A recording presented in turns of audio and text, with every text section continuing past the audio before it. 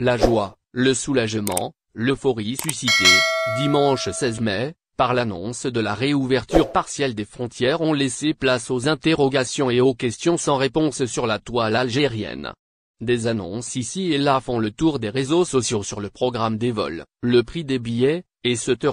Mais, pour l'heure, il n'y a rien d'officiel. Selon nos informations, une première réunion est prévue ce mardi 18 mai à laquelle prendront part les membres du comité scientifique. Ces derniers auront leur mot à dire dans le choix des pays avec lesquels les vols seront autorisés.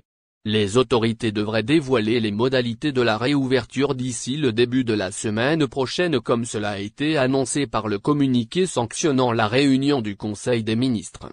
Ce que prévoit le protocole sanitaire. Abderrahmane Ben Bouzid, ministre de la Santé, a dévoilé jeudi dernier les grandes lignes du protocole sanitaire qui va être mis en application pour les passagers entrant en Algérie.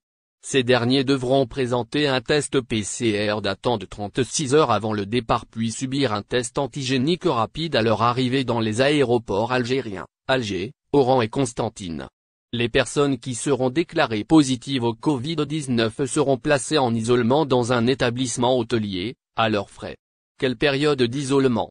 Interrogé par visaalgérie.com, ce lundi, le Dr Bekat Berkani, membre du comité scientifique, affirme que la période d'isolement devrait être de 10 jours pour les passagers positifs en provenance d'Europe, au vu de la situation appréciable dans cette zone.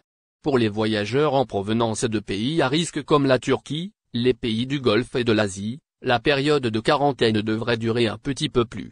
Ceux qui proviennent de France métropolitaine ou d'Europe, la période sera de 10 jours.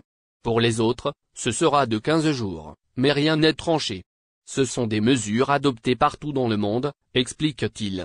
Dr Bekat Berkani recommande de désigner des laboratoires pour faire le dépistage à l'étranger pour éviter les fraudes des tests.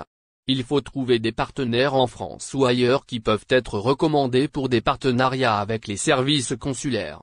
Il faut absolument que les consulats s'occupent de l'opération de rapatriement. C'est à eux d'établir qui est prioritaire pour entrer au pays, ajoute. Au final. Si vous avez aimé la vidéo, n'oubliez pas de vous abonner à la chaîne et d'appuyer sur la cloche pour recevoir nos actualités.